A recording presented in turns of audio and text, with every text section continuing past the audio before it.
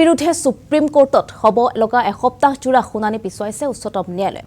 কেৰালাৰ সব বিমালা মন্দিৰত বিষয়ত শুনানি হৈ থকাৰ বাবে পিছুৱাইছে কাৰ শুনানি। জুলাই মাহত এই শুনানি হোৱাৰ সম্ভাৱনা আছে। কাৰ শুনানি সন্দৰ্ভত উচ্চতম ন্যায়ালয়ত আবেদন দাখিল কৰিছিল যোৰহাট উকিল সন্থাই। কাৰ শুনানি বিষয়ত শেষলৈকে যুঁজি যাম বুলি মন্তব্য কৰিছে যোৰহাটৰ উকিল সন্থাই।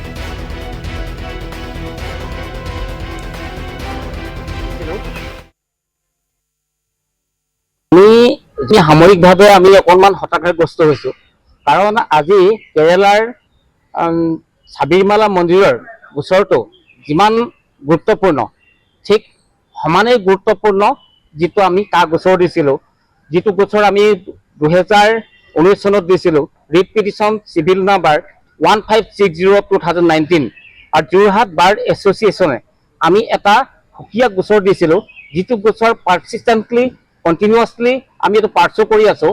আৰু আজিৰে পৰা কণ্টিনিউৱাছলি এসপ্তাহ ধৰি এই গোচৰটো আচলতে গোটেই গোচৰকেইটা এমালগেমেট কৰি এসপ্তাহ ফাইনেল এটা হিয়াৰিং হোৱাৰ কথা আছিলে। সেই উপলক্ষে আমি যোৰহাট বাৰ এছ'চিয়েশ্যনক প্ৰতিনিধিত্ব কৰি মোৰ সতীৰ্থ মলেন গগৈহঁতে ইয়ালৈ আহিলোঁ, কিন্তু আমি ইতিমধ্যে জানিব পাৰিছিলোঁ যে গোচৰটো আজি তাৰিখত কিবা কাৰণত নুঠিব পাৰে।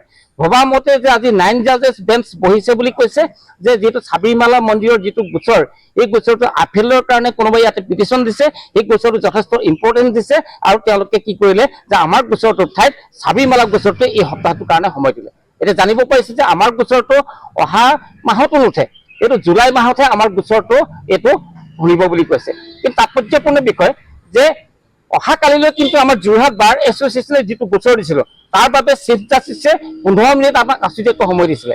আৰু সেইমতে আমি তথ্য যিখিনি আমি আমাৰ লেভেলত যিমানখিনি আমি পাৰোঁ, আমি গোটেইখিনি আমি বুৰঞ্জী খুচৰি কওক, আমি সংবিধানৰ পাত লুটিয়াই কওক, আমাৰ বা বিভিন্ন বাতৰি কাকতৰ পৰা জাৰ্নেল বিচাৰি কওক, গোটেইবিলাক আমি লৈ আনিছিলোঁ। ইতিমধ্যে আমাৰ যি কাউন্সিল আবিৰ ফুকন, তেখেতৰ লগত আমি বিশদভাৱে দীঘলীয়াকৈ আমি 2-3 ঘণ্টা ধৰি আলোচনা কৰিছোঁ।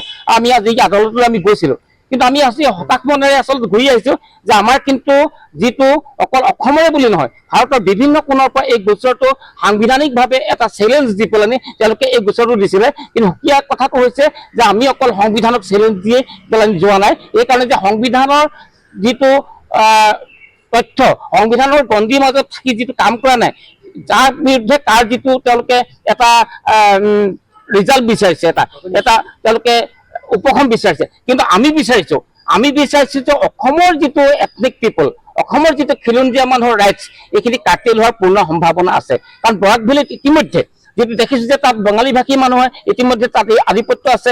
ইয়াতে কাৰ্বিসকল, ডিমাচাসকল, বড়োসকল ইত্যাদি এই ব্যক্তিসকলে কিন্তু অসমীয়া ভাষী বুলি, আছামিজ স্পিকিং পিপল বুলি নকয়।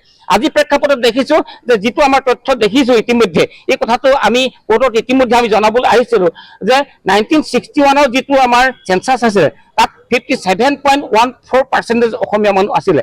তাৰপিছতে 1971 আচৰিত কথা, এইটো আপোনালোকো আচৰিত হ'ব যে